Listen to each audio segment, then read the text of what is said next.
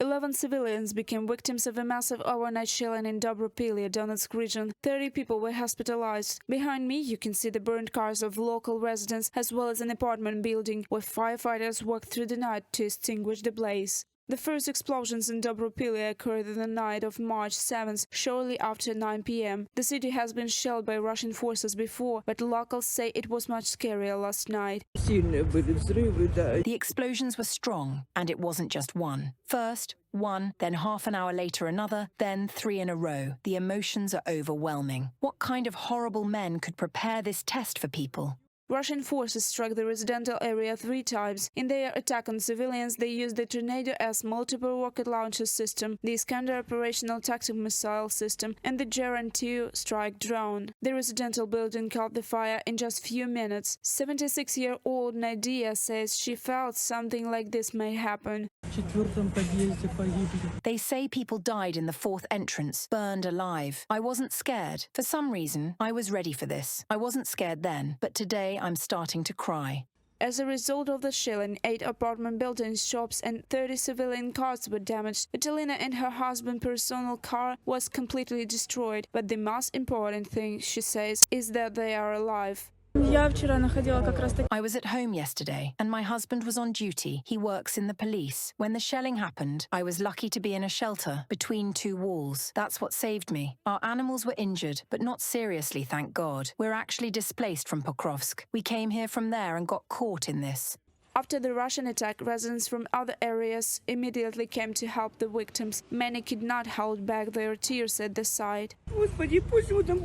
God, may he be well there. May there be sun and joy for him, together with his children. Volunteers also came to assist the victims, distributing around 70 emergency kits to those affected. This included blankets, lead linens, hygiene sets and thermoses. Last night, while rescuing people, a volunteer from one of the humanitarian organizations sustained serious injuries. When the first strike happened, he ran to help the victims and unfortunately was hit by what seemed to be a cluster munition. He's alive, but in serious condition and currently receiving treatment in Dnipro. On March 7th, 20 civilians were killed in Donetsk region and 58 others were injured, including 7 children. Today, a day of mourning has been declared in the region for the fallen. Reported by Alexander Zaslavets, Alena Hramova, Evgeny Karmazin, Alexander Kolichev from Donetsk region, UATV News. For several days now, there have been new restrictions on entry into the frontline city of Kostiantynivka. People with local registration, as well as evacuation groups, food suppliers and humanitarian aid providers can enter without restrictions, as Kostiantynivka has become one of the most dangerous cities in the Donetsk region. Over the past 7 days, according to the National Police of Donetsk region, 16 civilians have died in the city from Russian shelling and almost 40 people have been injured. As a result, the decision was made to increase the number of evacuation crews from the White Angel police units and paramedics. They are the first to arrive at the scenes of shelling to help the people.